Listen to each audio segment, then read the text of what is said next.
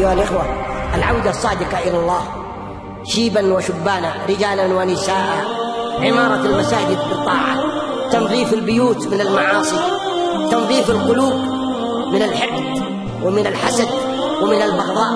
لقد دب الحسد الآن بين الناس، جيوبهم مملوءة وبطونهم مملوءة وثلاجاتهم مملوءة ومخاويلهم مملوءة وقلوبهم مملوءة حقد وحسد.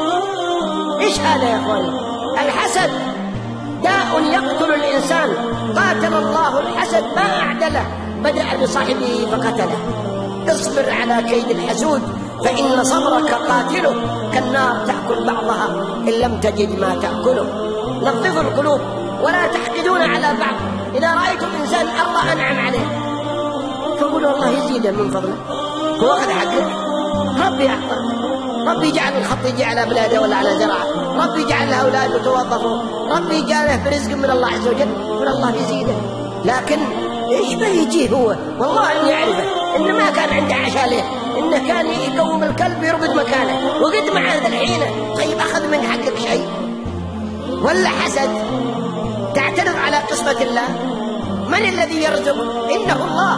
من الذي يوزع الأرزاق بين الناس؟ الله.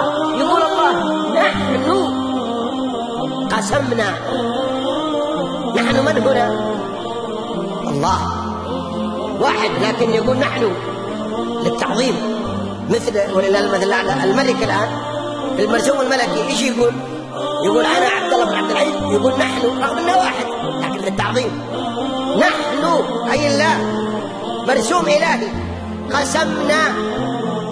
قسمنا فعل ماضي يعني منتهي المسألة. والله لو طرد الوحوش ما تلقى إلا المكتوب لك. يقول والله أيمانا مكررة 3 من يمين بعد ثانيها، لو أن في صخرة صم ململمة في البحر راسية ملس نواحيها رزقا لعبد براه الله لانفلقت حتى تؤدي إليه كل ما فيها. النفس تجزع أن تكون فقيرة، والفقر خير من غنى يطغيها، فغنى النفوس هو العفاف، فإن أبت فجميع ما في الأرض لا يكفيها. شوفهم الآن أغنياء ولكن تسأله يقول الله الأمور صعبة والعمولة والله نقصة والسيولة ما عندنا، وتشوفه كأنه فقير.